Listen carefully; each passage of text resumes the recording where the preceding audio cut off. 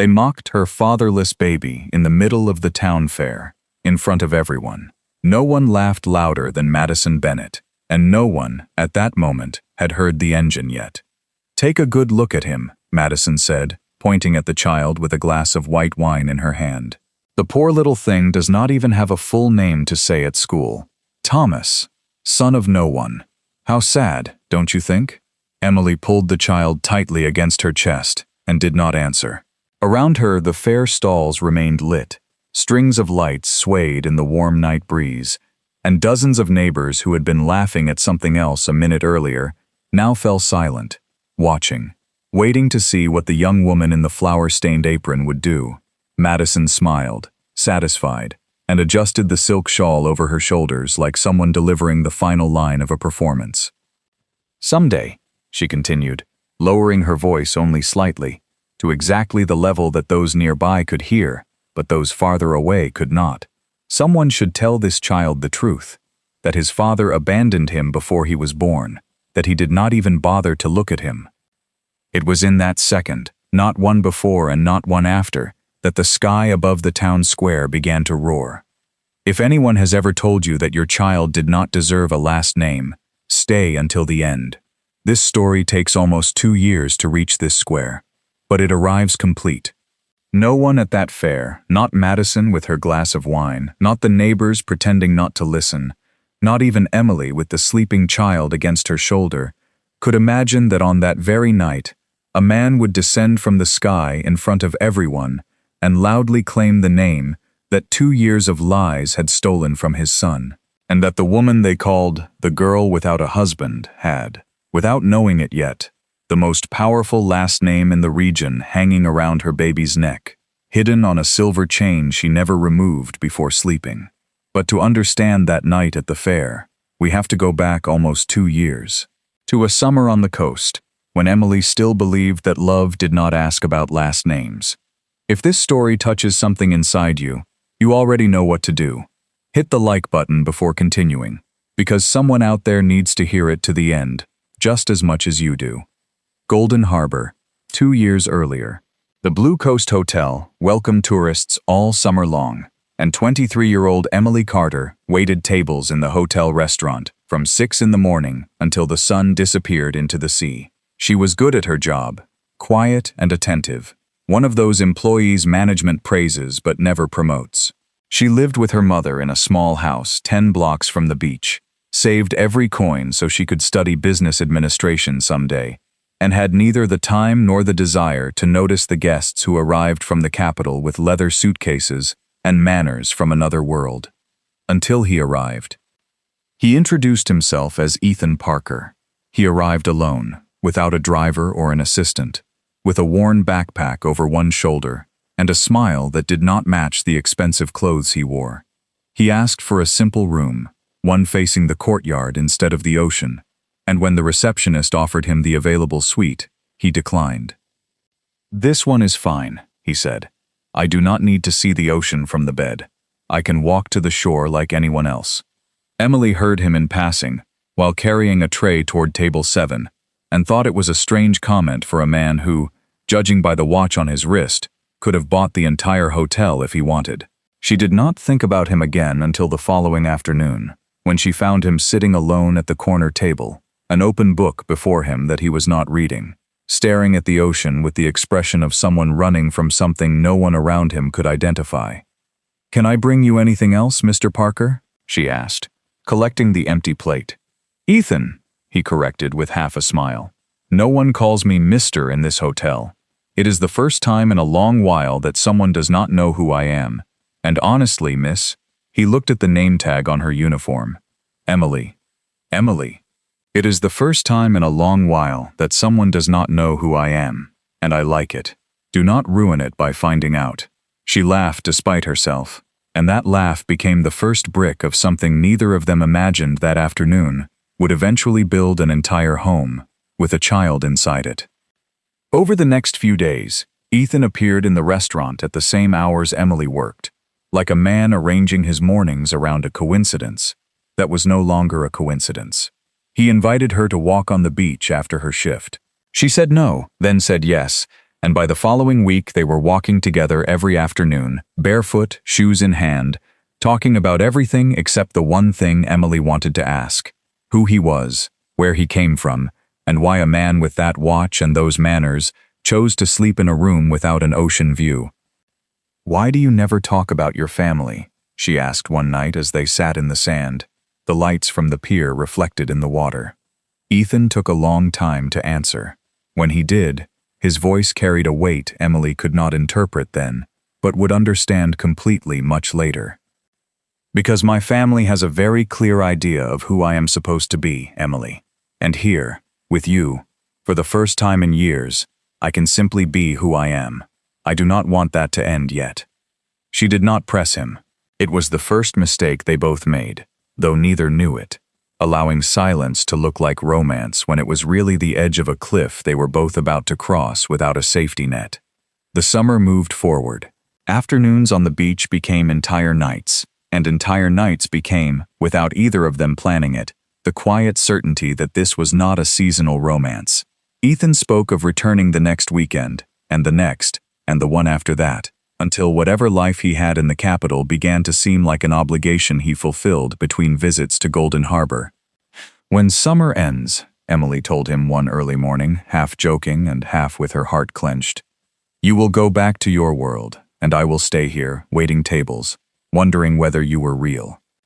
Ethan removed something from around his neck that she had never seen him wear, a thin silver chain with a tiny propeller-shaped pendant, so small it looked like a toy. He fastened it carefully around her wrist, like someone handing over something much heavier than it appeared. "It belonged to my father," he said. "He was a pilot before he became something else. He gave it to me before he died and said, 'The day you find something more important than the sky, give this to that person, and you will know it is real. Keep it, not as a souvenir of one summer, Emily, as a promise that I will come back.'" Emily kept the propeller pendant the way promises are kept, close to the body and far from other people's eyes. She wore it every day that fall, even when Ethan's visits began to grow farther apart, even when the calls became shorter and came later at night, even when she convinced herself that distance was normal for a man who, as he put it, had complicated family matters in the capital. It was in November that Emily understood the promise would weigh far more than Ethan had imagined when he placed it around her wrist. "I am pregnant," she told him the night he arrived without warning, with his habit of appearing just when she least expected him. Ethan remained silent so long that Emily had time to regret telling him so directly, without preparation or preamble. But then he smiled, a smile that rose from somewhere deep, unlike any before it, and embraced her so tightly that she felt the air leave her lungs. "We are getting married," he said, his face still buried against her neck. "Now, before the baby is born. I do not care what anyone says, Emily, not anymore." "Anyone who?" Ethan drew back slightly, and the old shadow Emily already knew returned to his face, the shadow that came with his silences about his family. "My mother. She has plans for me that do not include a waitress from Golden Harbor. No matter that I love her more than anything in this world." He took her hands. "But that no longer matters. I am going to tell her. I am going to introduce you. And if she does not like it, she will have to learn to like it. Because this child will carry my full last name in front of anyone and everyone." What Ethan did not know that night was that his mother had already found out, and by the time he finished saying those words, Margaret Whitmore had already spent 3 days pulling strings neither of the young lovers could see. Margaret Whitmore, widowed for 11 years, had built her entire life around one mission: ensuring that the Whitmore name, and the airline that carried that name on every plane, every uniform, and every commercial agreement signed across 3 continents, would never dissolve into the wrong hands. Ethan was her only son. And to Margaret, Ethan was not a man in love on a beach. He was the entire future of everything she had held together alone since becoming a widow. She learned about it from the driver, who had learned from a hotel employee Margaret had been paying discreetly since her son's first trip to Golden Harbor. Mr. Parker, as Ethan called himself at the hotel, had become involved with an employee, and according to the report, the employee was pregnant. Margaret did not shout. She did not cry. She poured herself a glass of sherry, sat at her desk, and began writing a list in the neat, cold handwriting her employees knew and feared. Her first call was to the manager of the Blue Coast Hotel, a man named Oliver Reed, who had managed the property for 10 years and who, like every property of that size, depended on the goodwill of investors, such as the Whitmore Group, to renew contracts and credit lines. "Mr. Reed," Margaret said in the soft voice of someone who did not need to raise it to be obeyed, "I understand that one of your employees, a certain Emily Carter, has been having a relationship with my son." On the other end of the line, Oliver felt his stomach tighten. "Mrs. Whitmore, I have no authority over the private lives of—" "I am not asking you to have authority. I am asking you to solve a problem before it becomes larger than necessary. That young woman will stop working at your hotel this week, and she will stop receiving calls from my son, letters from my son, or any other form of contact with my son. In exchange, the credit renewal contract your hotel has pending with our group will be signed without difficulty. Do we understand each other?"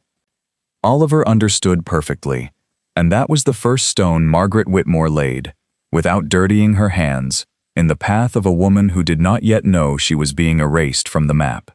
Emily was fired on a Tuesday. There was no clear explanation, and no letter. Only management calling her into the office, and Oliver Reed, unable to meet her eyes, saying that the off-season required staff reductions, and that they thanked her for her years of service. Emily left the hotel that afternoon carrying a cardboard box with her folded apron on top, and the cold sense that something did not add up, though she did not yet know what. She tried to call Ethan that same night. The number, the one she had used for months, no longer existed. She tried the next day and the day after that, and by the following week she had spent her few savings on a trip to the capital, where she knocked on the door of an office building whose name Ethan had never mentioned. A security guard politely explained that it belonged to the Whitmore Group. There, for the first time, Emily heard that last name spoken aloud without yet understanding what it meant. "Are you looking for Mr. Whitmore?" the guard asked, checking a list. "Your name is not on today's visitor schedule. Do you have an appointment?" "I am looking for Ethan," she said. "Ethan Parker." The guard frowned, checked the list again, and shook his head. "No one by that name works here, miss."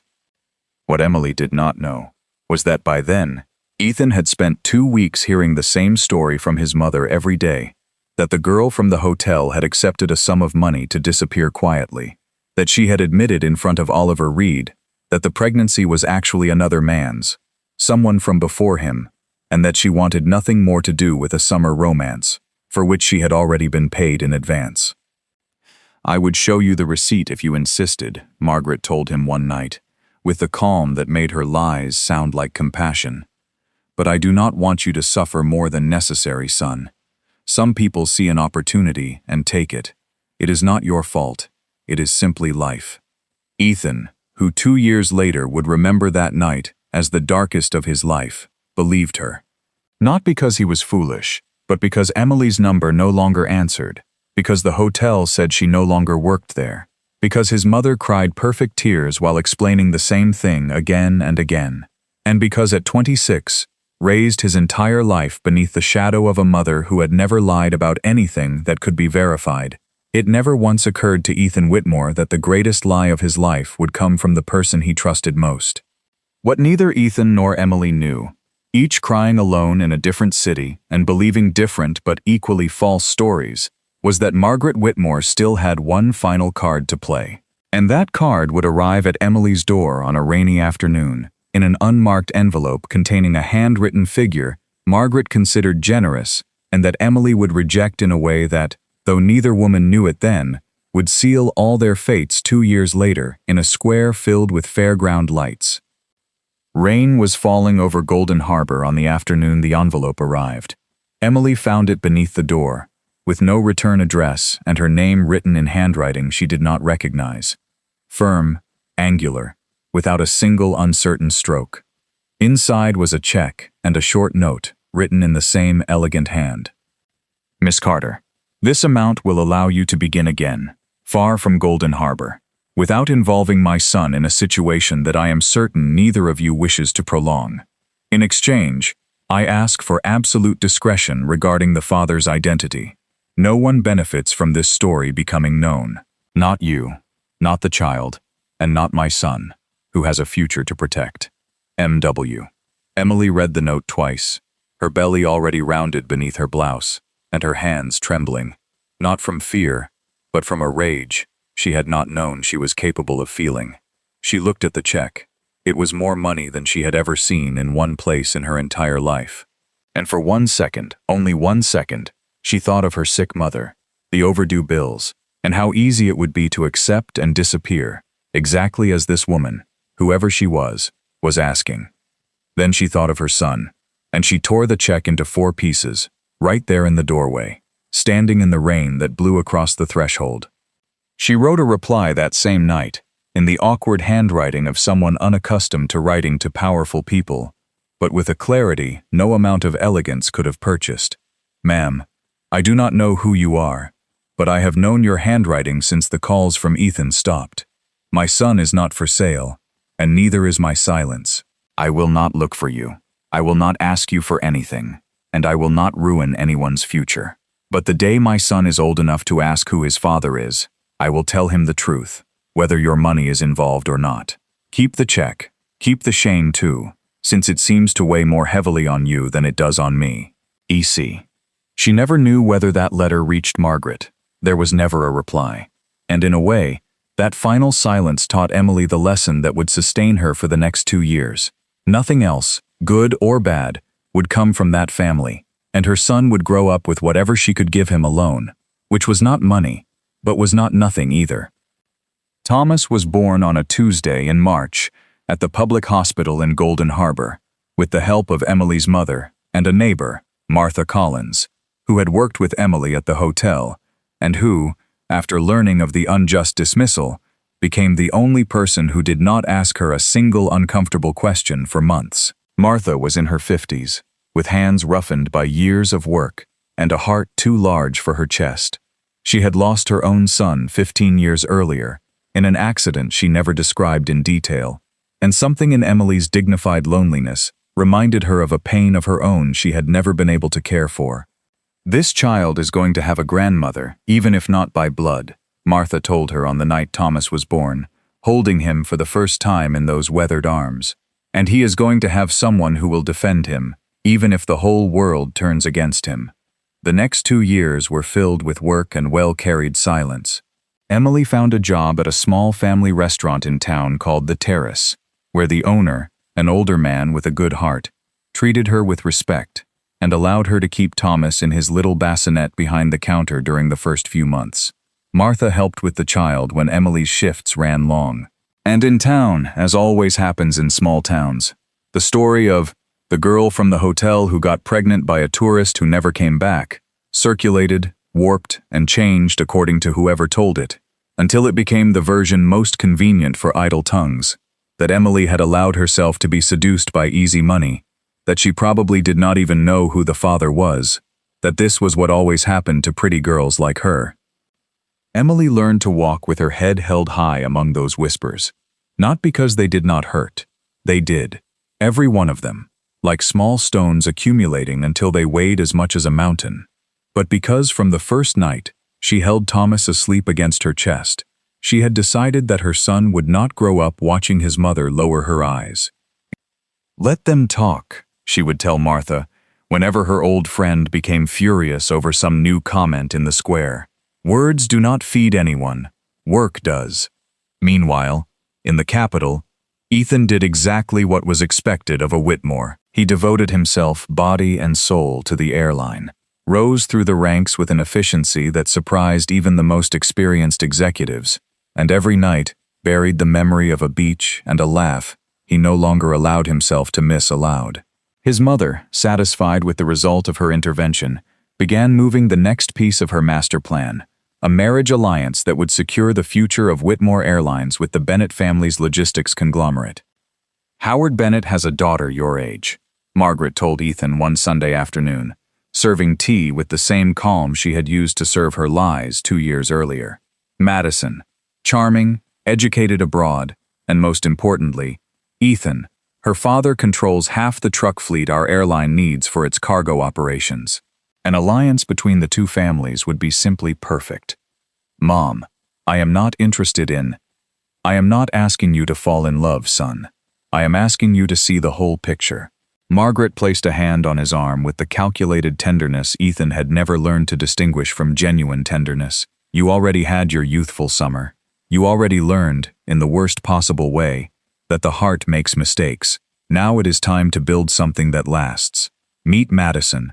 That is all I ask. Ethan, his heart still recovering from a wound he believed had closed, agreed. He met Madison Bennett at a business dinner and found her pleasant, light-hearted, uncomplicated. Exactly the opposite of everything he had felt in Golden Harbor and therefore, he thought, exactly what he needed. They became engaged 8 months later in a private ceremony, with the promise of a public engagement celebration in the summer, where both families would seal the Whitmore-Bennett alliance before all of society. No one at that tea table, not Margaret with her perfect cup, nor Ethan with his well-dressed resignation, could imagine that 10 hours away in a coastal town, a boy almost 2 years old was beginning to say his first complete words, and that one of them, the one he repeated most often without anyone teaching him why, was airplane. He says he wants to be a pilot, Martha told Emily, laughing, one afternoon when Thomas pointed at the sky every time a commercial plane crossed over the town on its way to some distant destination. It must be in the blood, honey. Something in there keeps pulling him upward. Emily said nothing. She simply watched her son point toward the sky with the fascination children reserve for things they do not yet understand but already love, and she felt, without being able to explain it fully, that sooner or later, the sky would return something that had been taken from her. The terrace opened its doors at 7 in the morning and closed after midnight on weekends, and during those 18-hour workdays, Emily had learned to recognize, without even looking, the kind of silence that came before a difficult customer. She recognized it that Thursday in May, the moment Mrs. Ruth Langley, owner of half the commercial properties in town, entered with her granddaughter and 2 friends, all dressed for an afternoon of shopping none of them needed. "Have someone else wait on us," Mrs. Langley said, without lowering her voice, as soon as Emily approached the table with the menus. "It is nothing personal, waitress, but I do not like my food being served by hands that, well, you understand." Emily understood perfectly. She had spent 2 years understanding precisely that kind of half-spoken sentence, those loaded pauses polite people use to insult someone without completely dirtying their mouths.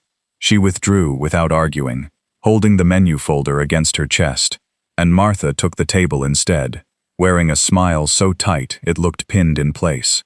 "One of these days I am going to throw soup on that old woman," Martha muttered when she returned to the kitchen, tossing her apron onto the hook with more force than necessary. 2 years, Emily. 2 years and they are still saying the same things, as though your son ever did anything to them. They are not hurting me, Martha. They are hurting Thomas, even if he is not here to hear it. Emily leaned against the counter, tired in a way that had nothing to do with hours spent standing. Someday he will grow up, and someone will repeat these same things to his face, and I will not be able to stand between him and the entire world. You do not need to stand between him and the entire world. Martha took Emily's face in both hands, the same rough hands that had held Thomas on the night he was born. He needs to know who his mother is. Life will teach him the rest, honey, and sooner or later, life collects every debt, from everyone, even those who believe they are untouchable. It was then, while placing dirty plates in the sink, that Martha said something Emily barely noticed that afternoon, but would remember word for word 2 years later, the way people remember things that were always there, waiting for someone to look directly at them. "I worked at that hotel longer than you did, you know. I saw plenty of strange guests come and go, but that young man, the one who said his name was Parker," Martha shook her head, staring into the soapy water. "I never completely believed that story. A man with a watch like that does not ask for the cheapest room by accident. Men like him are hiding something, Emily, and usually, it is that they are much more than they claim to be. Martha, it is over. There is no need. I am not saying it to reopen your wound. I am saying it because sometimes the things we do not understand all at once become clear later, when we least expect it. Martha dried her hands on her apron and smiled, the tension gone from her face. Go see your son before Martha number 2. The woman at daycare calls me furious because you are late. Thomas was waiting for her at the town daycare, with cheeks red from running and a drawing made of scribbles that he insisted was an airplane, Mommy, a big airplane. Emily lifted him, kissed his forehead, and for one moment, with the warm weight of her son against her body, everything else, Mrs. Langley, the whispers, the 2 years of silence since Golden Harbor, became small and distant, exactly as it should have been. That night, after putting Thomas to bed, Emily sat in the kitchen of her small house folding clothes while the television played the national news in the background. She was not paying attention until the anchor's voice, between a political story and a sports report, announced in the light tone reserved for society news. And in the business world, what had already become an open secret has now been confirmed. The Whitmore Group and the Bennett Group will celebrate the engagement of their heirs this summer. Ethan Whitmore, Chief Operating Officer of the family airline, is engaged to Madison Bennett, daughter of businessman Howard Bennett. Emily looked up. On the screen was a formal photograph, a man in a dark suit, smiling with a formality that did not sit naturally on his face, beside a young woman in a red dress who held his arm as though holding a trophy. The name beneath the image read Ethan Whitmore. The face, the jaw, the way he tilted his head slightly to the left when he smiled without meaning it. She became so still that the shirt she was folding fell from her hands. No, she said aloud to herself in the empty kitchen, as though speaking it could make it more true. It cannot be. There are thousands of men with that face. She changed the channel, returned to the clothes, told herself she was tired, that for 2 years she had seen ghosts in every man in a suit who appeared on television, that Ethan Parker, the name she knew, the only name she knew, could never belong to a world where engagements were announced on national news. She told herself all of that with the determination of someone who needed to believe her own lie more than anyone else in the world. But that night, when she went to check on Thomas before sleeping, she stopped in front of the hallway mirror and touched her neck, where the propeller pendant still hung from its silver chain after 2 years. She held it between her fingers, feeling the tiny weight of the metal, and for the first time since receiving it, a chill rising from her stomach, she wondered what kind of pilot had been the father of a man who could become engaged to a businessman's daughter in front of every camera in the country. She did not watch the news again that week, or the next. She placed the question in the same place she kept everything that hurt too much to face, and continued waiting tables, folding clothes, and carrying her son to daycare every morning, convinced that if she did not name it, if she did not put words to the suspicion, it would remain asleep forever, like so many other things she had learned not to awaken. What Emily did not know was that 10 hours away, in an office overlooking the city, Ethan Whitmore was signing the final documents of a commercial merger that same week without giving them a drop of attention, his gaze fixed on a point beyond the window, wondering why, after 2 years, he still dreamed of a beach and a laugh he had promised himself he would forget. The news reached town on a Monday, and by Wednesday, no one in the square was talking about anything else. The annual Golden Harbor Fair, which for years had barely consisted of a few food stalls and an old carousel, would be held that summer with sponsorship unlike anything the town had ever seen. The Bennett Group, which was expanding its cargo transport network toward the coast, and the Whitmore Group, which would open a new regional air route from the nearby airport, had decided to inaugurate the logistics connection together with a high-class fair, according to the announcement the mayor proudly read in front of Town Hall. Important people are coming, the mayor announced, chest puffed out, as though the achievement were his. Business leaders, the press, and there is even talk that Mr. Bennett's own daughter will come to cut the ribbon. Golden Harbor is going to be on the national news, friends. On the national news. Emily listened from the doorway of the terrace with Thomas on her hip, and felt something she could not entirely name, a small uneasiness, like a stone in her shoe, that kept her from enjoying the town's general excitement. She did not yet know why. She knew only that the name Whitmore tightened her chest in a way she could no longer pretend was coincidence. Mr. Reynolds, the owner of the terrace, on the other hand, could barely contain his happiness. The fair organizers had chosen his restaurant to set up the food tent for special guests, a contract that represented, in a single stroke, more profit than an entire year of regular customers. "We are going to need the entire staff that day," he told Emily, rubbing his hands together. "And you will be in charge. No one serves a table the way you do." It was Mrs. Ruth Langley, of course, who made sure that happiness did not last even a full week. She appeared at the restaurant on a Thursday, did not ask for a table, and walked directly toward Mr. Reynolds, with the voice of someone who believed speaking loudly was the same as being right. "Robert, there is something we need to discuss about the fair tent." She glanced toward the kitchen, where Emily was washing glasses and could not avoid hearing. "People from the capital will be coming. The press. Cameras. We cannot allow Golden Harbor to make a bad impression in front of those people." "A bad impression? I do not understand, Mrs. Langley." "You understand perfectly." She lowered her voice slightly, though not enough. "That girl, the one with the fatherless child, we cannot have her serving tables in front of the Bennets and the Whitmores. What will they think? That there is no decency in this town, that just anyone can work as a waitress while displaying her mistakes.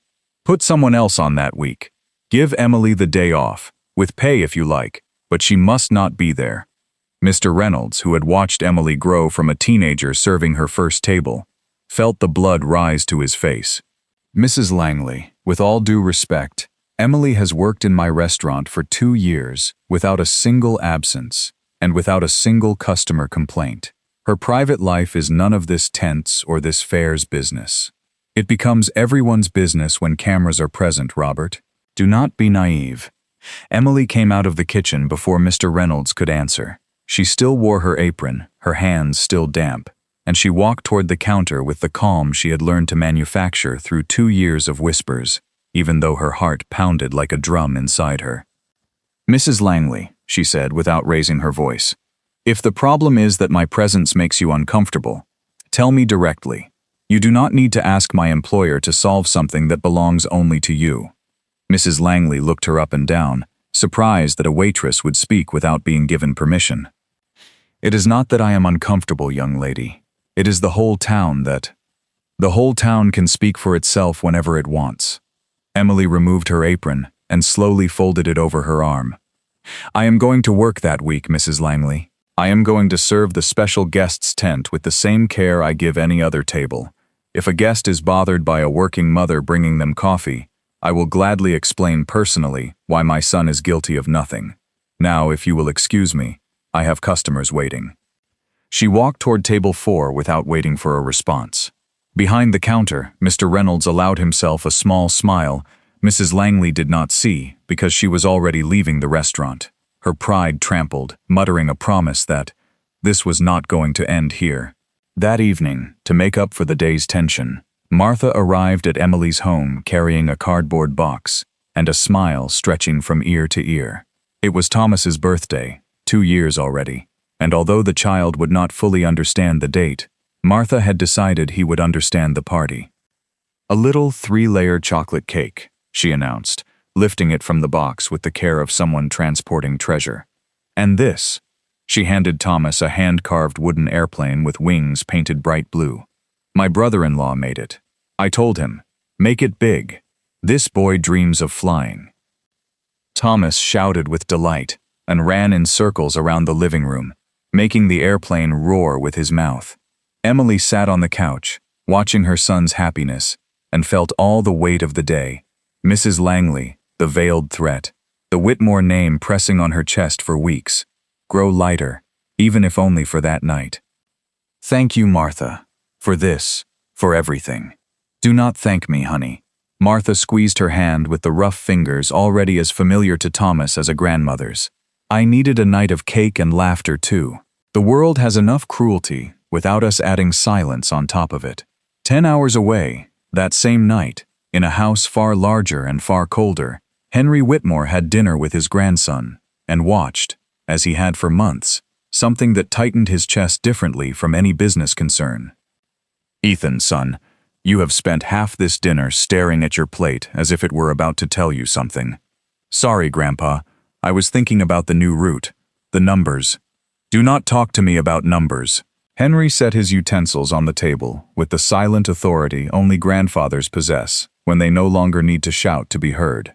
I have known you since the day you were born, Ethan. And for 2 years I have watched you walk through this house like a man who lost something and decided not to look for it. Your mother says it is exhaustion from work. I do not believe a word of it. Ethan did not answer. He lowered his eyes to the plate again, and in that silence Henry found the only answer he needed. It was not exhaustion. It was a wound no one in that house had dared to name aloud. That night, after Ethan withdrew to his room, Henry remained in the dining room for a while, looking at the portrait of his late son, the pilot, that had hung on the wall for 20 years. And in that silence of old wood and memories, he decided to do something his daughter-in-law Margaret would never have imagined her father-in-law, always so discreet and willing to stay out of household matters, capable of doing. He lifted the telephone and called a number he had kept for years, belonging to a private investigator he trusted completely, a woman who had once helped solve fraud inside the airline. Rebecca, he said softly when she answered, I need you to find something out, with your usual discretion. It concerns my grandson. Rebecca Hayes had built her reputation over 20 years by doing one thing very well: finding the truth behind official versions. She worked alone from a small office with no name on the door, and her method was always the same: patience, paperwork, and no one knowing she was looking. Mr. Whitmore, I understand that you want to know what is wrong with your grandson, she told him the afternoon they met, in a discreet cafe far from the airline's offices. But tell me clearly what you suspect. I do not work well with shapeless hunches. It is not a hunch, Rebecca. It is a date. Henry stirred his coffee without drinking it.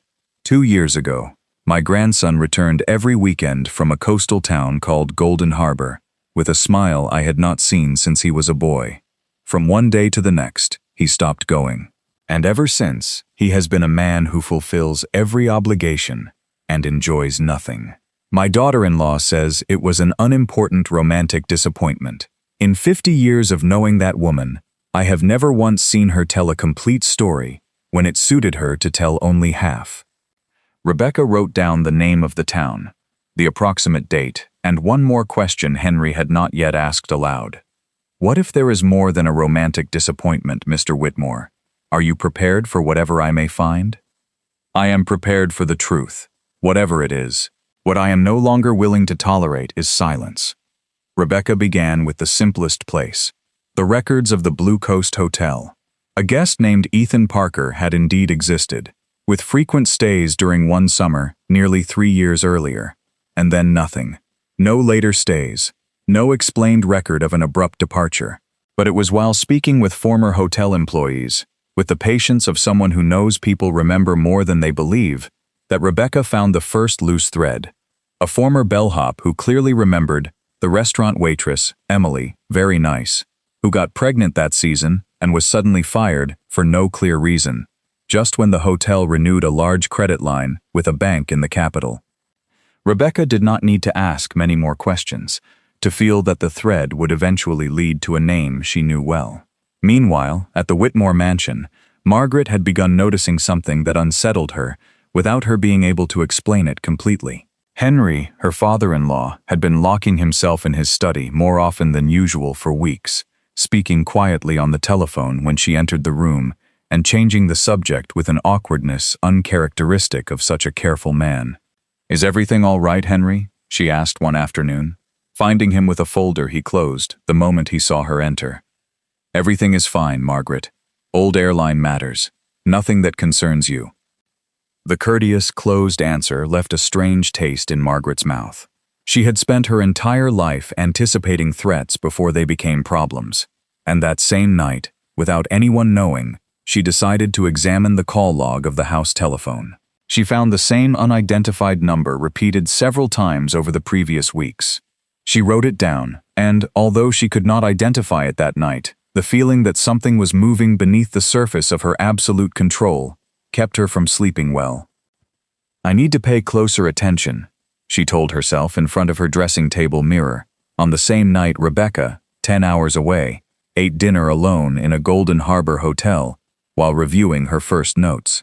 I left nothing to chance 2 years ago. I am not going to start leaving things to chance now. What Margaret did not know was that nothing to chance included an envelope torn into 4 pieces that Emily had never thrown away, but had kept, without fully knowing why, at the bottom of a shoebox beside the note she herself had written in reply. Nor did Margaret know that Oliver Reed, the hotel manager whose cooperation she had bought with the renewal of a credit line, still held the same position with the same guilty nervousness of a man who had spent years waiting for someone to knock on his door and ask questions. In Golden Harbor, preparations for the fair were moving at a pace that left no one much time for other people's concerns. The special guests' tent rose in the central square, with a level of luxury the town had never seen. Tables covered in white linens, a small stage for the opening speeches, and strings of lights stretching from one side of the square to the other like an artificial sky. Mr. Reynolds, overflowing with excitement, reviewed the details of the service with Emily and the rest of the staff, while Martha arranged the bread baskets for the tables, with Thomas sitting in a high chair in the kitchen. "They say television people are coming," one of the younger waitresses commented while arranging napkins, and Mr. Bennet's daughter herself. "They say she is very beautiful, but she has a temper no one can stand." "Temper or no temper, she is going to eat the same food as everyone else," Martha said without looking up from the baskets. "Money does not change the taste of good bread." Emily, busy checking the order of the assigned tables, found her name beside the main table, the organizer's table, the table for guests of honor, where, according to the official itinerary the mayor had distributed with excessive pride, representatives of the Bennett Group and the Whitmore Group would be seated. She felt the name Whitmore pierce the paper like a needle. For a moment, she considered asking Mr. Reynolds to move her to another table. She thought of the suspicion she had kept hidden, the photograph on the news, the pendant she still wore beneath her blouse. But then she looked toward the kitchen, where Thomas played with his wooden airplane, completely unaware of everything his mother carried in silence, and decided with the quiet stubbornness that had sustained her for 2 full years that she would not hide from a last name printed on a piece of paper. If fate wanted to play that card, she would serve that table with her head held high, exactly as she served any other. "Everything is fine here," she told Mr. Reynolds, folding the list with steady hands. "I will serve the main table. There is no problem." She did not know that afternoon how right and how wrong she was at the same time. There was no problem with serving that table, because fate had already decided, without asking anyone's permission, that the table would never be completely seated. Rebecca Hayes arrived in Golden Harbor without announcing herself, as she always did, using the borrowed identity of a freelance journalist interested in coastal tourism features, which opened doors without raising suspicion. She settled into a modest boarding house far from the hotel, where Emily had worked, and began pulling at the thread with the patience of someone who knows that truth almost always hides in details no one considers important. She found Martha on the 3rd day, sitting on a bench in the square during her lunch break, and approached her with the perfect excuse, asking for an interesting local story for the article. "You worked at the Blue Coast Hotel, correct? I was told you know the town's history well." Martha, who did not easily trust strangers with overly friendly questions, studied her before answering. "I worked there for 15 years. What kind of article are you looking for, miss?" "Something about tourism then and now. How the town has changed." Rebecca allowed a calculated silence to pass. "For example, I was told that a couple of years ago there was a guest who caused a little excitement, a certain Ethan Parker." The name fell on Martha like a stone into still water.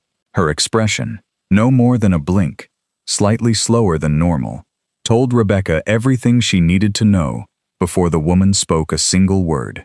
"I do not know what you are talking about," Martha said, with a firmness that sounded more like loyalty than ignorance. "Ma'am, I am going to be honest with you, because I do not like lying to people I want to help." Rebecca lowered her voice. "I am not a journalist. I work for that man's family. Someone in that family suspects that an injustice was committed 2 years ago, and wants to correct it.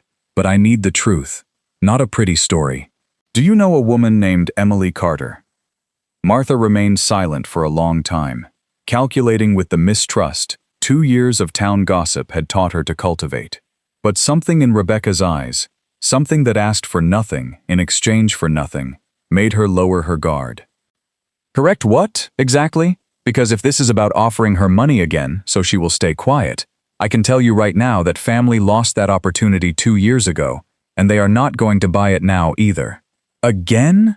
Rebecca straightened slightly. They offered her money before? And there, without realizing it, Martha confirmed what Rebecca had come to find. The story was not a town rumor, but a pattern. 2 years earlier, someone had paid, threatened, and lied with the precision of a person who knew exactly what she was doing.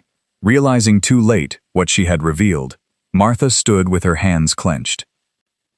I am not saying another word until I know exactly whom you work for and what you intend to do with that young woman. Emily has suffered enough. If you have come to open old wounds, I would rather you leave town right now. I have come to close them, ma'am. I swear. Rebecca met her gaze with a seriousness that allowed no doubt. The child's father has a grandfather who has spent months watching him suffer without understanding why. That grandfather hired me, not the young man's mother. And if what I suspect is true, that family owes Emily Carter far more than an apology. Martha said nothing more that day. But that night, without telling Emily yet, she did not want to give her hope about something that might be nothing, or, worse, might be another trap laid by the same people. She pulled an old box of photographs from a drawer, kept since her days at the hotel. Among forgotten receipts and postcards, she found a blurry photograph she had taken almost by accident at an end-of-season hotel party 3 years earlier, a group of guests dancing on the terrace, and among them, smiling with a glass in his hand, the man who had signed the register as Ethan Parker. She handed it to Rebecca the next day, without saying a word, only pointing at the man's face with a trembling finger. Rebecca needed nothing more.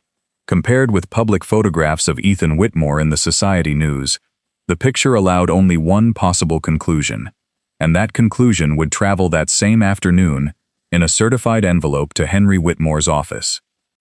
10 hours away, while Rebecca assembled her report, Margaret Whitmore was living through one of those days when intuition, the instinct she boasted of always keeping under control, began overtaking certainty. While checking the house mail before the staff, she found an envelope addressed to Henry, with no clear return address, and a postmark from a coastal town she recognized immediately, Golden Harbor. She held it for a moment, tempted to open it. But Henry, with his habit of appearing at precisely the worst moment, entered the foyer before she could decide. "That is mine, Margaret," he said, extending his hand with a calm that left no room for argument. "I was only sorting the mail, Henry. There is no need to. I know exactly what you were doing." The old man's voice, always gentle, carried an edge Margaret had not heard in years. "And I have known for some time that there are certain things in this family you prefer to arrange without anyone else seeing them. That privilege is over, Margaret, as of today." He took the envelope into his study and closed the door. Margaret remained standing in the foyer, her heart beating in a way it had not for 2 years, understanding with icy clarity that the operation she had believed perfectly sealed had, after all, developed a crack she had never anticipated: her own father-in-law. That same afternoon, in his study, Henry Whitmore opened Rebecca's envelope and read the first complete report, with steady hands but an accelerating pulse. Emily Carter's name, the date of her dismissal, the comparison photograph, and Martha's testimony about money having been offered again. When he reached the final line of the report, where Rebecca noted with the clinical precision of her profession the approximate age of a child named Thomas, Henry closed his eyes for a moment and felt his chest fill with something he could not yet tell was anger, joy, or the two mixed beyond separation. He had a great-grandson, and his grandson had spent 2 years mourning a love that had never died, only been hidden by the hand of the same woman, who now waited in the foyer beyond the closed door, unaware that time had finally begun to run against her. "Rebecca," he said quietly on the telephone as soon as he finished reading. "I need you to confirm something more. And this time, I need evidence no one can dispute. Letters, payments, whatever remains from those 2 years. And I need one exact answer. When is that fair the press keeps discussing?" "Next Saturday, Mr. Whitmore, in Golden Harbor. Coincidentally, exactly where Emily Carter lives." Henry remained silent for a moment, looking at the portrait of his pilot son on the study wall. And for the first time in months, he smiled with something like hope. Then Ethan will be there too. His mother arranged everything so the inauguration of the air route would coincide with the public engagement presentation. The old man's voice became firm and decisive. "Rebecca, get me everything you can before that date. Some truths deserve to be spoken in front of the right people at the right moment. And I believe that Saturday will be exactly that moment." Margaret did not sleep well again after the afternoon of the envelope. She spent the following days mentally reconstructing every move she had made 2 years earlier. The payment to Oliver Reed, the letter to Emily, the torn check whose arrival she had never had confirmed. At the time, everything had seemed flawless. Now, with Henry locked in his study and calls to unknown numbers multiplying on the house telephone bill, that perfection began to crack, like a poorly engineered slab. And she decided to act before she knew exactly what she was acting against. She called Oliver Reed on a Tuesday afternoon, her voice as controlled as ever, though her hands trembled around the telephone. "Oliver, I need you to check something. The documents from that arrangement 2 years ago, involving the restaurant employee. Do records of that transaction still exist at the hotel?" The silence on the other end of the line lasted longer than Margaret liked. "Mrs. Whitmore, has something happened? No one has asked anything in 2 years. "That is not what I asked, Oliver. I asked whether records exist." "The dismissal is in the personnel ledger, yes, with the reason you instructed me to use at the time. And the credit we renewed with your group is dated very close to those weeks, although that should not destroy whatever can be destroyed without raising suspicion. Today." She hung up without waiting for a response, and for the first time since devising the plan, Margaret Whitmore physically felt the weight of chasing something that had already escaped her hands. Because what she did not know, what no one in that mansion yet knew except Henry behind his closed door, was that Rebecca Hayes already possessed certified copies of everything Oliver Reed was preparing to burn, obtained weeks earlier, with the silent patience of someone who always arrives one step ahead. That same Thursday, in Henry's study, Rebecca presented her final report, spread across the desk like a map of war, the hotel party photograph, Martha's written testimony, a copy of the personnel ledger showing Emily's dismissal on a date matching the hotel's credit renewal, and, most conclusive of all, a bank receipt Rebecca had traced to Margaret Whitmore's personal account. A payment for public relations consulting to Oliver Reed, made the same week Emily was fired. "With this, Mr. Whitmore, there is no room for reasonable doubt. Your daughter-in-law orchestrated everything. The dismissal, the young man's isolation, and..." Rebecca slid a copy of the torn letter Emily had preserved across the desk, reconstructed with adhesive tape by Martha herself, who had kept it for 2 years without fully knowing why. The attempt to buy the mother's silence with a check she personally rejected. Henry read Emily's letter twice. The handwriting was awkward and honest, without a trace of the calculated elegance that characterized his daughter-in-law. "My son is not for sale, and neither is my silence." He felt something in his chest, something hardened by years of staying out of household matters, break in a way that was not only painful but strangely liberating. "All my life I believed Margaret was strict but fair," he said, more to himself than to Rebecca. "I never imagined she was capable of this, of stealing a son from my grandson and a mother from my great-grandson with the same coldness she uses to negotiate a cargo contract. What do you want to do with this, Mr. Whitmore?" "Nothing yet." The old man stood, walked to the window, and looked at the garden where his pilot son had played 30 years earlier, with toy airplanes identical, though Henry did not yet know it, to the one his great-grandson now made fly with his mouth in a coastal town. "I am going to wait for the fair. Ethan deserves to hear this truth all at once, in front of the people who hid it from him, not in some private corner where Margaret can continue controlling the words. and Emily deserves to have this family return, in front of everyone, what was taken from her in secret. And Ethan, you are not going to tell him anything beforehand? Henry considered it for a long moment. I will tell him just enough to make sure he is there, nothing more. The rest will be told to him by the sky, Rebecca, literally. That afternoon, he summoned his grandson to the study under a simple pretext, reviewing the details of the air route inauguration that would coincide with the fair. Ethan arrived tired, wearing the distant expression he had carried for 2 full years, and sat across from the desk expecting nothing more than a business conversation. Grandpa, we have already reviewed this with the logistics team 3 times.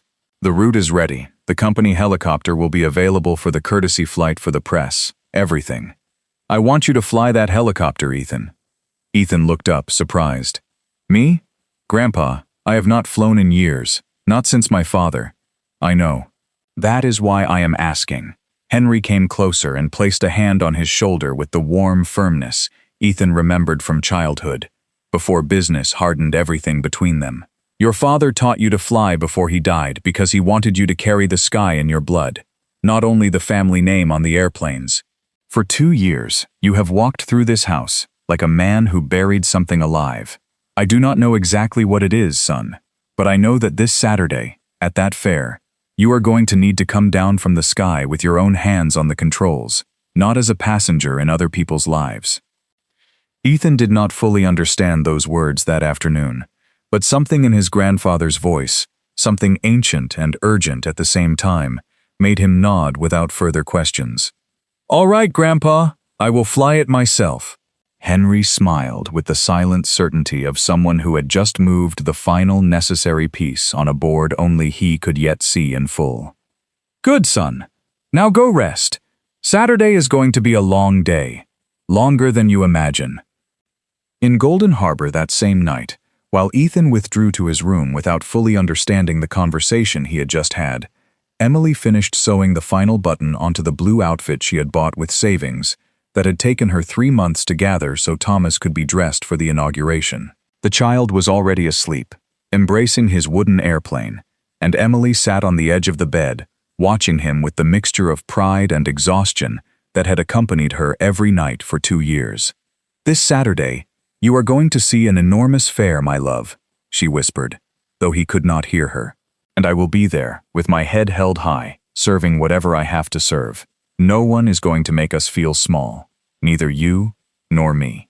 She could not know that night, that 10 hours away, a man she knew as Ethan Parker had just agreed, without yet understanding why, to pilot the helicopter that 2 days later would land exactly where she was standing. Nor could she know that her child's grandmother, in that same mansion, was spending the night reviewing old papers with trembling hands, trying to erase a trail that had already been impossible to erase for weeks. At last, the board was complete, and the pieces, though none of them yet understood it fully, were already moving toward the same exact point in the Golden Harbor town square. On Friday, 1 day before the fair, Margaret Whitmore made the first truly major mistake of her entire plan. She called Madison. I need to ask something of you, dear. Discreetly. Madison Bennett, sitting before the mirror in her dressing room, while an assistant tried hairstyles for the following day, answered with the carefree lightness that characterized everything in her life that did not involve buying something new. Tell me, Margaret, although I have 1,000 things to do tomorrow, there will be certain local people serving the tables of honor at the fair, staff hired by the local restaurant. Margaret chose her words with the same care she had used 2 years earlier when writing a letter that never received a response. If, for any reason, you notice a young woman with a small child behaving inappropriately near Ethan, I would appreciate it if you acted firmly. Keep her away from the main table. It is only a precaution. A waitress behaving inappropriately with my Ethan? Madison gave a short laugh, almost offended by the absurdity of the idea. Margaret, relax. I know how to put people in their place when they forget where it is. Margaret gave her no further details. She did not mention Golden Harbor, or a summer 3 years earlier, or a child nearly 2 years old who carried, though neither woman yet knew it, the same Whitmore blood in his veins. She planted only a generic seed of suspicion, enough for Madison, with her vanity and territorial instinct, to do the rest of the work without Margaret having to dirty her hands again.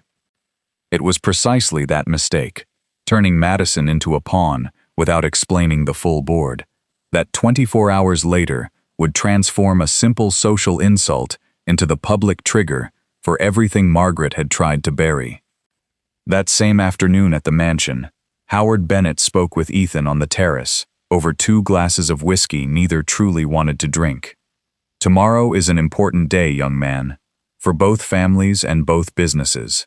Howard swirled the ice in his glass, studying his future son-in-law with an attention he had postponed for months. But if I am honest, something has troubled me for some time, and since I am going to be your father-in-law in a few months, I believe I have earned the right to ask directly. Do you love my daughter, Ethan? I am not asking whether you respect her, or whether you will take care of her. I am asking whether you love her. Ethan took a long time to answer, his gaze lost in the illuminated garden. I respect her deeply, Mr. Bennett, and I will take care of her for the rest of my life. I can promise that without hesitation. That is not the answer to the question I asked. I know. Ethan set the untouched glass on the table. 3 years ago, I loved someone, Mr. Bennett, in a way I did not know it was possible to love.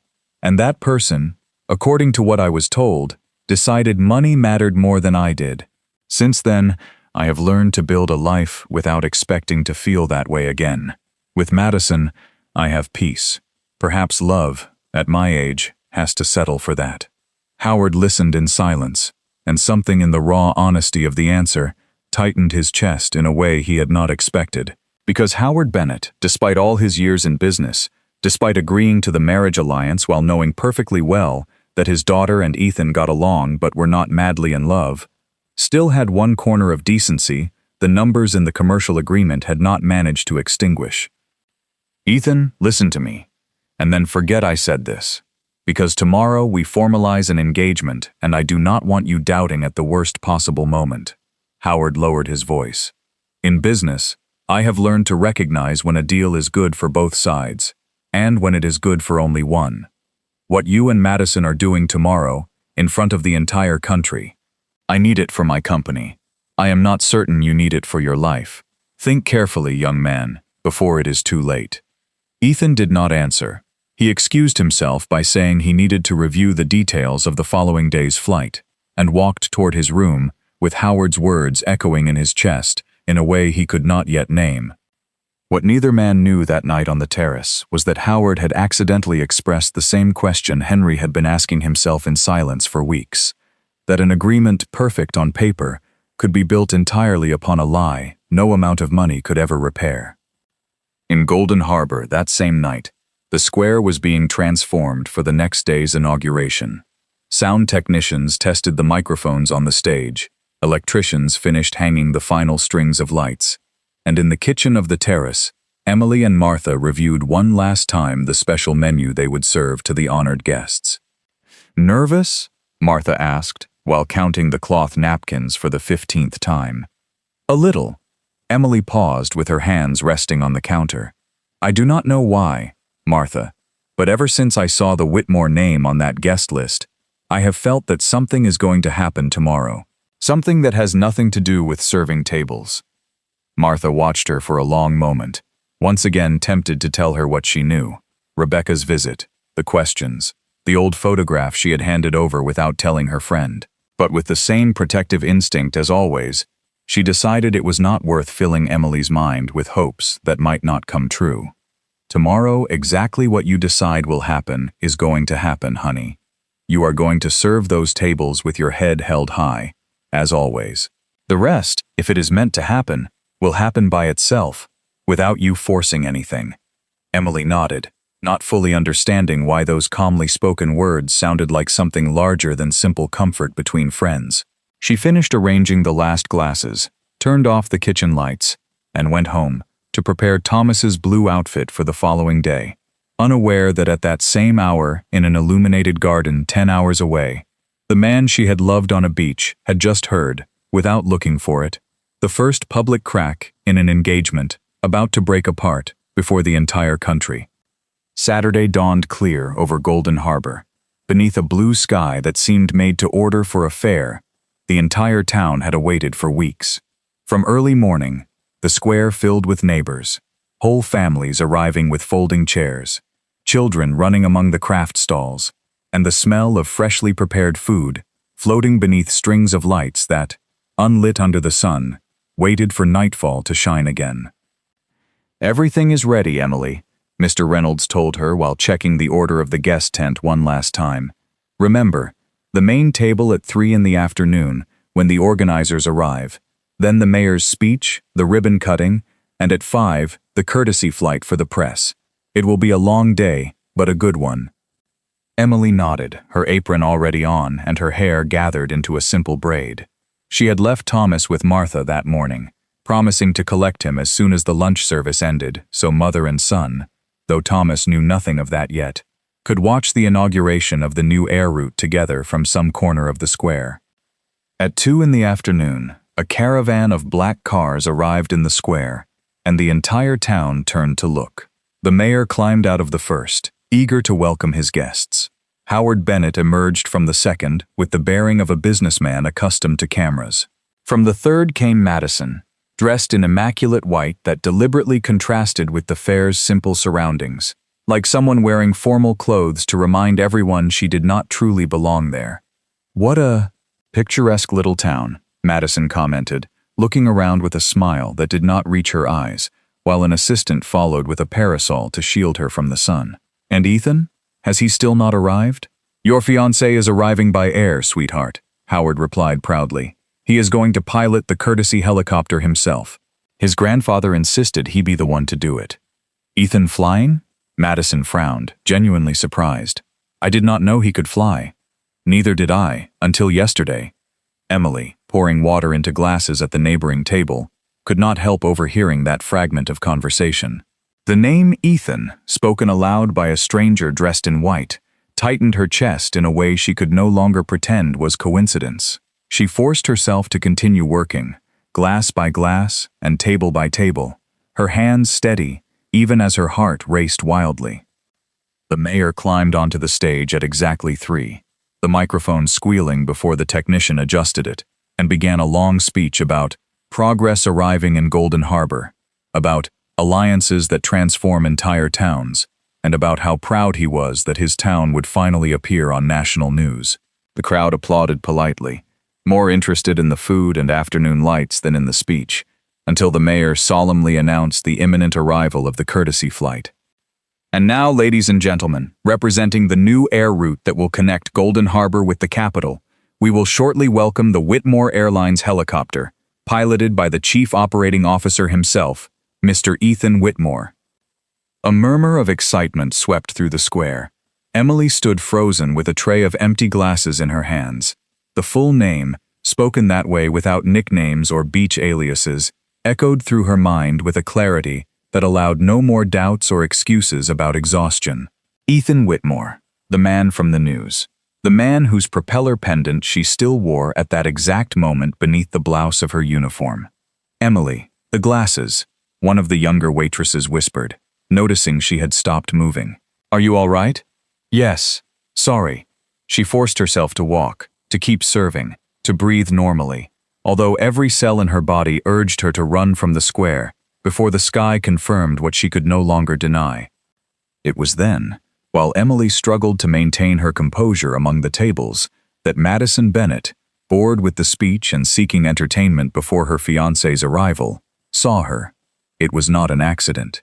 Margaret had planted the seed, and Madison, with the instinct of someone who always needed to feel superior to someone else, found the perfect target in Emily, a young woman in a simple dress, carrying a tray with the care of someone who had no margin for error, and, what finally decided Madison, a small child who had come running from where Martha watched him, drawn by the sound of engines beginning to rise in the sky.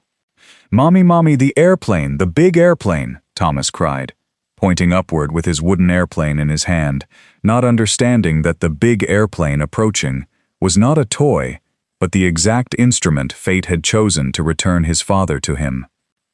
Emily bent to calm him with a nervous smile, and in that tender gesture, A single mother soothing her child in the middle of a celebration for important people, Madison found the perfect opportunity for cruelty. Well, well, Madison approached with the glass of white wine a server had just given her, and looked at Thomas with a smile that held nothing sweet. "And who is this little one? The help's child?" "Excuse us, miss," Emily said, taking Thomas by the hand to lead him calmly away. "We did not mean to disturb anyone. We are leaving—" No, wait. Madison stepped closer, already enjoying the small performance she was creating, unaware that less than 2 minutes away, the sound of the helicopter she herself eagerly awaited was growing over the square. Take a good look at him. The poor little thing does not even have a full name to say at school. Thomas, son of no one. How sad, don't you think? And with those exact words, the entire square began turning toward the scene. Neighbors stopped their conversations, servers froze with trays halfway to their destinations, and Emily, pulling her son tightly against her chest, felt the entire world shrink into that narrow circle of other people's eyes, exactly as she had feared for 2 full years. "Someday," Madison continued, lowering her voice only slightly, exactly enough for those nearby to hear, but not those farther away, "someone should tell this child the truth, that his father abandoned him before he was born, that he did not even bother to look at him." It was in that second, not one before and not one after, that the sky above the square began roaring with the force of rotor blades approaching the ground. One by one, every face lifted toward the sun to watch the man land who none of them, except a grandfather watching from the door of a hangar hours away, knew was about to change everything. The helicopter descended onto the cleared area beside the square, raising a cloud of dust and loose flower petals from the nearby garlands. For a moment, the thunder of the rotor blades drowned out every other sound, including Madison's final cruel sentence, which remained suspended in the air like something everyone had heard, but the roar of the engine wanted to erase. Emily did not move. With Thomas pressed against her chest, feeling the child's heart racing from excitement rather than fear, she watched the helicopter touch the ground, watched the door begin to open, watched a figure lower 1 foot, and then his whole body, ducking by habit beneath the blades that were still turning. Ethan was the one who saw her first. Distance, noise, years. None of it kept him from recognizing her instantly, as though his entire body had been waiting for that exact moment without his mind ever admitting it. He froze for a second, the flight helmet still in his hand, while the co-pilot finished shutting down the engine behind him. "Emily?" he said, though the noise was still too loud for her to hear, and the word disappeared among the rotor blades, turning more and more slowly. He walked toward her without thinking about protocol, without thinking about Madison waiting a few yards away with open arms for the official photograph, without thinking about Howard or the mayor or the press cameras already beginning to record. He walked like someone approaching something he had spent 2 years searching for without knowing it, and stopped 3 feet from her, his heart pounding so hard he felt everyone around him must be able to hear it. "It is you." It was all he managed to say, his voice breaking in a way no executive at Whitmore Airlines had ever heard from him. "Emily, it is really you." Ethan. His name left her like a sigh she had held for 2 years, a mixture of relief and anger she still did not know where to place. Or should I say, Whitmore. Hearing the full name spoken with that edge made Ethan understand all at once that something in the story did not match the version he knew. He looked down at the child Emily held, a boy almost 2 years old with dark hair and eyes that, even from that distance and amid all the confusion, returned a painfully familiar gaze. "Who is he?" he asked, although part of him, the part that had spent years burying uncomfortable questions, was already beginning to suspect an answer he was not prepared to hear. "His name is Thomas," Emily spoke firmly without lowering her eyes, in front of the whole town now gathered in a tight circle around them. "He is almost 2. And before you ask anything else, Ethan, I want you to know that I never accepted any money. I never stopped looking for you. I never stopped trying to tell you the truth, until you ceased to exist in the world I knew." The murmur in the square grew. Hundreds of neighbors and several society reporters had their cameras running, capturing every second of a scene none of the organizers had planned, and none dared interrupt. "That is impossible," Madison said, hurrying closer. her cruel smile from minutes earlier now twisted into disbelief. "Ethan, what is happening? Who is this woman?" Ethan did not answer Madison. His eyes remained fixed on Thomas, on the gaze that, now seen up close, reflected something Ethan had seen all his life in old photographs. The eyes of his own father, the pilot, in a portrait that had hung in his grandfather's study for 30 years. "Emily, tell me the truth. Is this child mine?" Yes, she did not hesitate for even a second, though the word took all the air from her lungs. "He is yours, Ethan. He always was. And for 2 years I could have screamed it into your face, and no one would have believed me, because your mother made sure the entire world thought I was a liar." "That is absurd." Margaret's voice cut through the air, before anyone could react, forcing her way through the crowd with the authority she had exercised all her life, without anyone daring to question it. "Ethan, son, do not listen to this woman. She is exactly what I told you 2 years ago. Someone trying to take advantage of your position, now that she sees the cameras and the perfect opportunity." "What did you tell me 2 years ago, Mom?" Ethan turned toward her, and his voice carried something Margaret had never heard, not once in 26 years of raising him. Genuine suspicion directed at her. "You never told me her full name. You never told me where she was. You only said she had left with another man's money. How do you know exactly who she is if I never introduced you?" The silence after that question was unlike every other silence in the square. Margaret opened her mouth to answer, but for the first time in her life, no perfectly calculated sentence arrived in time. "Because I told her who you were, son." The voice came from behind them, firm, tired from the flight, but determined not to remain silent another second. Henry Whitmore, who had insisted on traveling with Rebecca in a second helicopter, only 20 minutes behind his grandsons, now walked toward the center of the square, with a leather briefcase beneath his arm, and the expression of a man who had waited weeks for exactly this moment. "Grandpa, you knew?" Ethan's question carried a new pain, different from surprise. The specific pain of discovering that the silence of someone you love can weigh as much as a lie. "I found out 3 weeks ago, Ethan. Since then, I hired someone to confirm with evidence what my heart had suspected for 2 years, every time I looked at your face." Henry stopped beside his grandson and looked at Margaret with a firmness she had never seen in him. "I did not tell you earlier because I wanted the truth to reach you whole, not in fragments your mother could continue manipulating. And I wanted it to reach you here, in front of the same people who spent 2 years believing the lie she created." "Henry, this is a ridiculous ambush." For the first time, Margaret's voice trembled. "I do not know what stories this woman has told you, or what false evidence she has shown you, but the evidence is not hers, Margaret. It is mine." Henry opened the briefcase with the calm of someone who had waited weeks for that instant. "I have the hotel record showing Emily's dismissal the same week you renewed that property's credit line. I have Oliver Reed's testimony. He confessed everything after Rebecca showed him proof of the payment you made from your personal account, disguised as consulting. And I have this." He removed an old envelope with worn edges and held it up so everyone could see the paper reconstructed with clear tape. "A letter Emily wrote to you 2 years ago, Margaret, rejecting the check you sent to buy her silence. You tore it up, yes, but she kept the pieces. The truth never left her side, even when no one with power was willing to listen." The square's murmur became a sustained roar. Cameras rose, phones recorded. The mayor stood on the stage not knowing whether to continue the event or abandon it, and at the center of everything, Ethan Whitmore, still holding his flight helmet in one hand, stared at his mother with an expression Margaret had never seen directed at her. The look of a son who had just lost, before an entire town, the absolute trust he had placed without question in the person who was supposed to protect him from the world's lies, not manufacture them. "This is absurd, completely absurd." Margaret stepped backward, seeking support in something that no longer existed, the absolute control she had exercised all her life over every word spoken in her presence. "A consulting payment proves nothing. Anyone could have written a torn letter.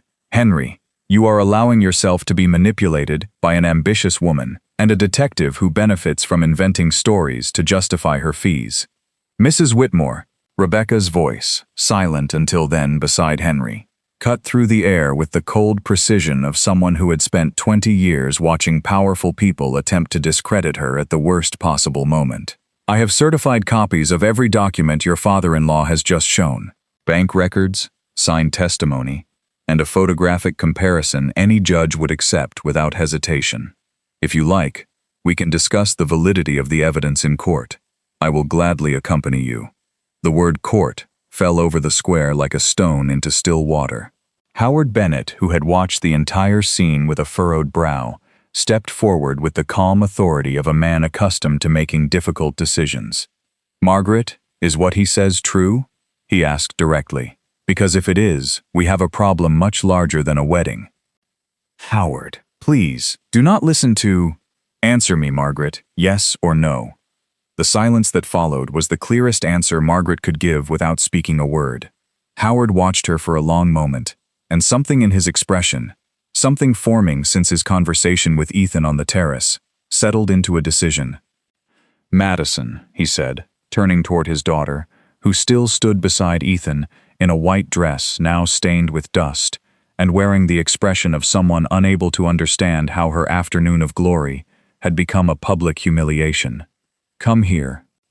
"Dad, this has nothing to do with me. I only—" "You just publicly humiliated a 2-year-old child, Madison, in front of an entire town, in front of the press, in front of me." Howard's voice, always firm in business, carried a tremor Ethan had never heard. "And now it turns out that child is the son of the man you were supposed to become engaged to this afternoon. I do not know what shames me more at this moment, what Margaret did, or what you just did with your own words when no one even asked you to." For the first time since arriving in the square, Madison found no clever reply. She looked at Thomas, still in his mother's arms, and for one instant, something like shame crossed her face, though it did not quite become remorse.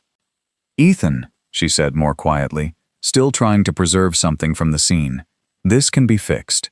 We can talk privately, resolve this like civilized people, and—" "There is nothing to resolve in private, Madison." Ethan turned toward her, his voice tired but completely firm. "I never lied to you about what I felt. I told you I had peace with you, not love. And now I understand that what I felt was not true peace. It was resignation, built on a lie my own mother created, to separate me from the woman I did love. I will not build my life on that lie for one more day." With a slow but decisive gesture, he removed the engagement ring from the inside pocket of his flight jacket, the ring he had planned to give her that afternoon before the cameras, and held it in his open palm. "I am sorry, Madison. Truly. You do not deserve to carry the shame of something neither of us fully chose. But I cannot go forward with this either." Madison looked at the ring, at her father, at the crowd already recording every second with raised phones, and for the first time that afternoon, without the protection of her white dress or her last name, she felt exactly as Emily had felt for 2 full years, exposed, judged, with nowhere to hide. She stepped back once, and then again, until her father placed a hand on her shoulder, not to comfort her, but to steady her, while the shame settled. "Let us go, Madison. We have caused enough harm for one day." Howard turned to Ethan with an expression mixing relief at escaping a bad deal, and genuine shame at having unknowingly become an accomplice to someone else's cruelty. "Ethan, son, I am deeply sorry for what happened here today. I knew none of this, I swear. If my daughter behaved as she did, the responsibility is mine for not teaching her in time that no last name gives anyone the right to humiliate another person. And to you, miss," he turned to Emily with a brief but sincere bow, "I owe an apology no words will ever fully repay. My daughter was gravely wrong. So was I, for not paying closer attention." Emily looked at him, surprised by the unexpected honesty of a man she had never seen before that afternoon. "Thank you for saying it in front of everyone, Mr. Bennett. That, at least, is more than I received in 2 full years of silence." Howard nodded, took his daughter by the arm, and led her toward the waiting car, leaving behind a square that no longer knew whether to watch Margaret, Ethan, or the woman and child no one in town would have imagined half an hour earlier were the true center of the story. Margaret, now alone at the center of every gaze without Howard or Madison to share the shame, turned to her son in one final desperate attempt to recover some of the control she had exercised without interruption for 2 years. "Ethan, everything I did for you. To protect your future, the family's future, the airline your father built with his own hands. That woman did not fit into our world, and you know it.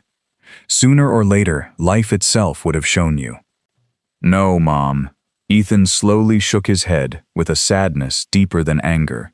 "You did it for your idea of the world I deserved, not mine. And in the process, you stole 2 years with the woman I loved, and 2 entire years with my own son. That is not protection, Mom. That is destruction." He turned toward Emily and Thomas and, for the first time since stepping out of the helicopter, allowed his face to show, without the mask of an executive or obedient son, the raw emotion he had carried for 2 full years. "Thomas," he said, slowly crouching to the child's height so he would not frighten him. "Hello, I am—" He stopped, searching for the right words, feeling the weight of the introduction greater than any business speech he had ever made. "I am your father, Thomas, and I have spent 2 years looking for you without knowing it." The boy watched him with the simple curiosity of a 2-year-old, not fully understanding the magnitude of the moment, and then, with a naturalness that made several neighbors press hands to their chests, offered him the wooden airplane. "Airplane!" Thomas said proudly, pointing first to the toy and then to the helicopter still resting in the landing area. "Like the big one." Ethan accepted the wooden airplane with both hands, like someone receiving something much heavier than its size suggested, and felt the tears a Whitmore was never supposed to shed in public, win the battle without him being able or willing to stop them. The entire square seemed to hold its breath as Ethan rose, still holding the wooden airplane, and turned toward his mother with a calm more devastating than any shout. "Mom, listen carefully to what I am going to say, because I will not repeat it, and I want you to hear it in front of the same people before whom you built your lie." Margaret, still standing in the center of the circle of eyes, attempted one final defense in the voice that had ended arguments for decades before they could begin. "Ethan, I am your mother. Everything I did, you did alone, without asking me, without trusting me to make my own decisions about my own life." Ethan did not raise his voice, but every word fell with the precise weight of 2 accumulated years of silence. "You lied to Emily and told her I did not want my child. You lied to me and said she had left for money. You offered her a check to buy her silence, as though love and fatherhood were another line on a balance sheet. And for 2 years, you allowed a child to grow up without his father, and a father to live without knowing he had a son, all so the merger with the Bennetts would happen exactly as you planned. I did it to protect you from a mistake that would have ruined your entire life. The only mistake that ruined anything here was yours, Mom." Ethan stepped toward her, not threateningly, but with the weary firmness of a man with nothing left to lose by telling the whole truth. "And I will not pay for that mistake. Neither will Emily. Neither will Thomas. You will pay for it, in front of everyone who trusted your word for these 2 years." Henry stepped forward then, the briefcase still beneath his arm, and addressed not his grandson but the crowd surrounding them, including the reporters, with the quiet authority of a man who had chaired board meetings for decades. "Friends of Golden Harbor, and you representatives of the press," he said, raising his voice only enough to reach every corner of the square. "I know you came today expecting the inauguration of an air route and news of an engagement. Instead, you will leave with a different story, but one that deserves to be told in full. For 2 years, this woman, Margaret Whitmore, deceived my grandson and a single mother from this very town to protect a business agreement. As honorary chairman of the Whitmore Group, and as the man who still owns the majority of this airline's shares, I want one thing made clear. No decision made under that lie, not the separation of my grandson from the mother of his child, nor the silence imposed for 2 years, represents the values of this family or this company." He turned toward Margaret, and although his voice carried genuine sorrow, it allowed no room for negotiation. "Margaret, as of today, you are removed from every strategic decision at the airline. You retain your place in this family, because you are my grandson's mother, and I will not pretend that does not matter. But your voice, the one you used for years to decide other people's destinies without consulting them, has no weight in this company from this moment forward. Henry, you cannot do that. The shares I control. You control those shares, Margaret, because I trusted your judgment for 20 years. Henry looked at her with a firmness that left no room for pleading. Today, that judgment proved it does not deserve the trust we gave it. We will discuss the exact terms in private, with the attorneys present, as is proper. But in front of these people, I want you to understand something that requires no lawyers to say, you owe this woman and this child a public apology, and you are going to give it today, here, in your own words. The silence that followed was the longest of the entire afternoon. Margaret looked around at the townspeople watching her, with a mixture of curiosity and contempt she had never been forced to face in her life, always protected by the power of her last name and the efficiency of her control. She looked at her son, who no longer regarded her with his old automatic respect, but with a new distance that hurt more than any accusation. Finally, she looked at Emily, holding Thomas with a dignity Margaret had never managed to break, not with money, not with lies, not with 2 full years of imposed silence. She began, and for the first time that afternoon, her voice lost the absolute control that had sustained it for decades. I never imagined it would go this far. But it did, Mrs. Whitmore. Emily's voice, calm but firm, cut through the silence with the precision of someone who had unknowingly rehearsed that exact moment for 2 years. It went so far that my son grew up without a father, not because his father did not want him, but because you decided, without asking anyone, that I did not deserve to be part of this family. It went so far that you offered me money as though my silence had a price, and it went so far that, until half an hour ago, your own future daughter-in-law felt entitled to humiliate my son in public, precisely because you built a world in which the Whitmore name gave people permission to despise anyone who did not carry it. Margaret did not answer immediately. She lowered her eyes toward Thomas, who watched her with the simple curiosity of a child, not fully understanding who she was or why everyone spoke with such tension around him. Something deep inside her, something Margaret had buried years earlier beneath layers of ambition and control, began to move. You are right, she said at last, her voice broken, speaking directly to Emily without her usual calculated elegance. I apologize, Miss Carter. Not to look good in front of these people, but because, looking at this child, I understand that I stole 2 years no one can ever return to you. And from you, son. She turned toward Ethan, tears she no longer attempted to hide in her eyes. I stole the opportunity to choose your own life. There is no easy forgiveness for that. I know. It was an imperfect apology, late and drawn from her more by public pressure than by a sudden awakening of conscience. But it was also the first time in the entire story that Margaret Whitmore admitted, without conditions or justifications, the full weight of what she had done. Henry nodded without smiling, and turned toward Rebecca, who had watched the entire scene in silence beside him. Rebecca, I want you to know that this assignment, the most important work you have done for this family, does not end today. I want the airline's legal department to retain you permanently as an internal investigations advisor. Someone with your honesty should be close to every important decision made in this company. It would be an honor, Mr. Whitmore. And as the square slowly began releasing its held breath, the murmurs no longer mocking, but filled with genuine astonishment at what everyone had witnessed, Martha finally approached, making her way through the crowd with tears in her eyes and a smile that had waited 2 years for precisely this moment. Emily, honey, she embraced her with Thomas between them. I told you life collects its debts. I never imagined it would collect them with a helicopter involved, but here we are. Martha, Emily drew back slightly from the embrace, her eyes shining, and held her friend's rough hands between her own. You knew something about this, didn't you? You have seemed different for days, quieter than usual. I knew someone was investigating, yes.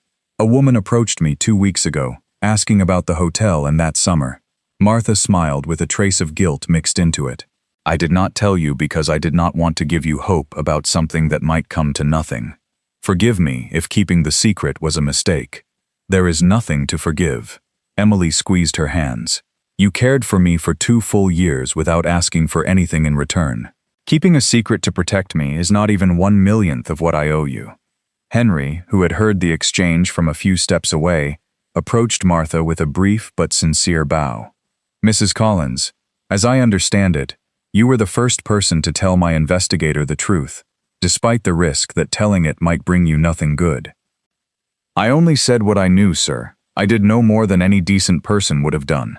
Decency, Mrs. Collins, is exactly what this story lacked most for 2 years. Henry took a card from his briefcase and handed it to her with both hands. This is the contact information for my property manager. I own a small coastal property near here that needs someone trustworthy to manage it full-time, with a salary that would allow you to stop working double shifts at the restaurant, if you wish. It is not charity.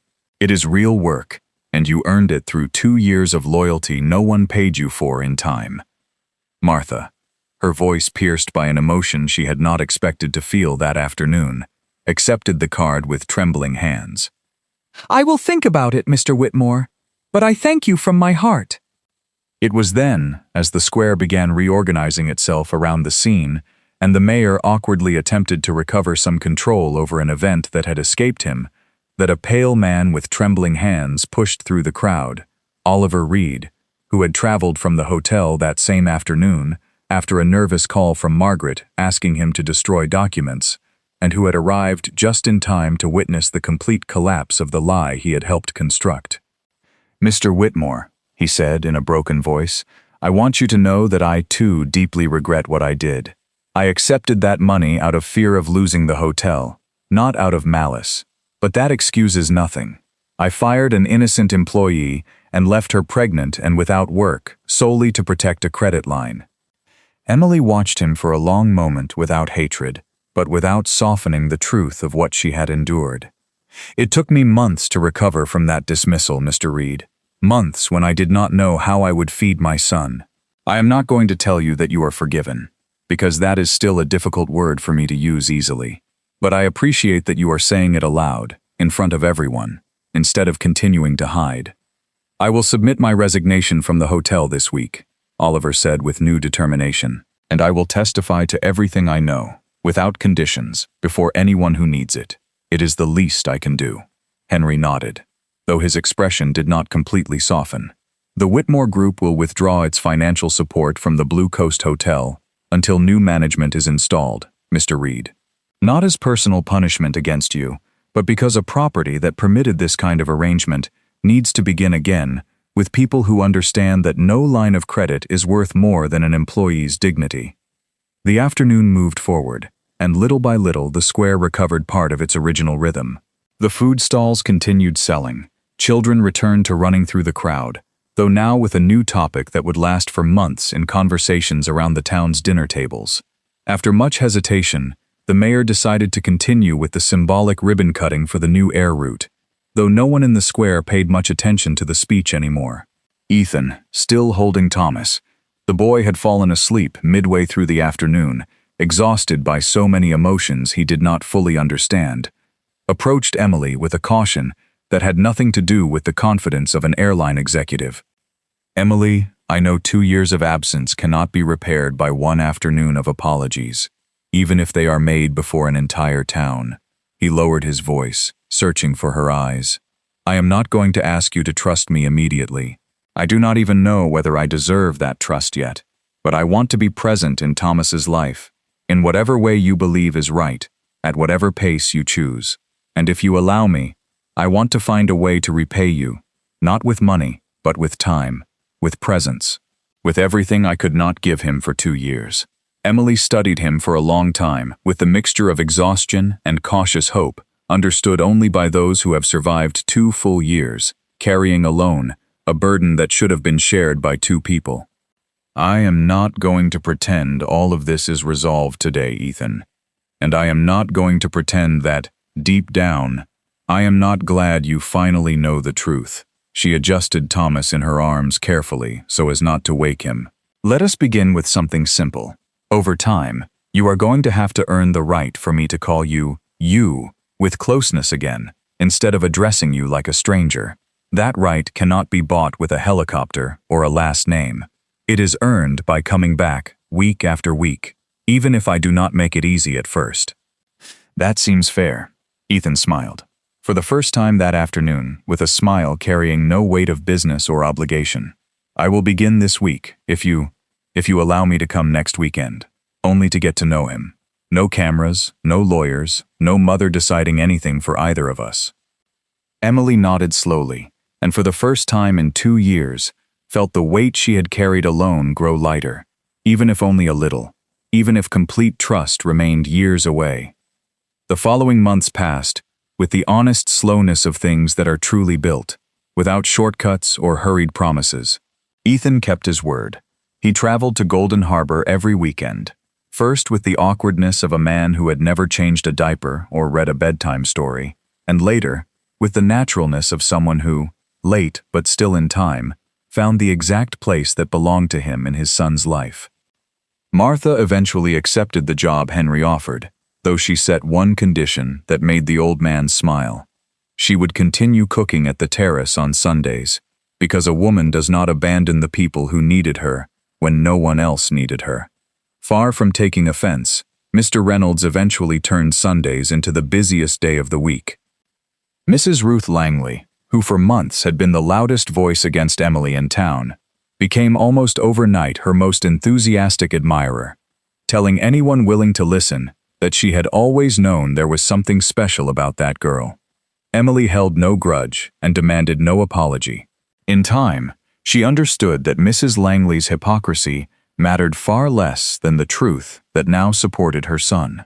Margaret Whitmore, removed from the airline's strategic decisions, devoted the following months to something she had never practiced with genuine consistency: silent, unconditional presence in the lives of her son and grandson. She did not apologize again because she understood that an apology repeated without action becomes empty. Instead, week after week, she appeared during Ethan's visits to Golden Harbor, sat in a discreet corner, and slowly learned to be a grandmother without demanding the title before earning it. Emily, who was not a woman of eternal grudges, but neither was she a woman who gave away trust, allowed Margaret to approach at her own pace, leaving the door slightly open rather than wide. Madison Bennett disappeared from society pages for a prudent amount of time, and when she reappeared months later, it was on the arm of another man in another city, with the ability some people possess to reinvent their story without learning very much from the previous one. Howard Bennett, by contrast, kept his word.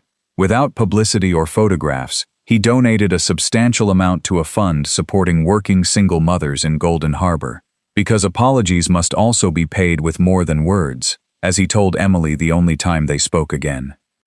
1 year after that afternoon at the fair, Golden Harbor celebrated its annual festival again, now without sponsorship from large corporations or national television cameras, only the familiar stalls and the old carousel someone had finally repaired. Emily arrived that afternoon not in a waitress uniform, but in a simple dress chosen so she could enjoy, for the first time in years, a fair without serving a single table. She now managed a small community center for working mothers that the Whitmore Group had funded in town, with a fair salary and a contract signed personally by Henry. It was run entirely by Emily, with Martha as her right hand in the cooking workshops. Thomas, now 3, ran between the stalls carrying a new wooden airplane. The old one, worn from so much use, rested framed in the living room at home like a relic. Every time a commercial airplane crossed the sky, he pointed upward with the same fascination as always, though now, when he shouted, "Airplane," there was someone to answer. "That one up there can be yours someday too if you want," Ethan would tell him, lifting him onto his shoulders so he could see better. "But first you have to learn to walk in a straight line. Pilots are not allowed to trip over their own shoes." Emily watched them from a bench in the square, with the calm that comes only after crossing the entire storm and emerging on the other side with something intact, perhaps stronger than before. Ethan sat beside her, with 2 ice creams he had bought without being asked, and handed one to her. "Do you know what I was thinking while I flew here this morning?" he said, looking at the sky turning orange with the afternoon. "I spent my whole life believing the Whitmore name meant something important. Only now, watching Thomas run through this square, do I understand that the only thing truly worth carrying in your blood is the honesty with which you choose to live. Everything else is only lettering on an airplane. Emily smiled without hurry, tasting the ice cream beginning to melt beneath the afternoon sun. You still have a long way to go before I speak to you with complete familiarity, without thinking twice. Ethan Whitmore. She said it with a trace of humor that would have been impossible to imagine 2 years earlier. But today, watching you run after your son with that foolish face of a man in love with life, I think the distance became a little shorter.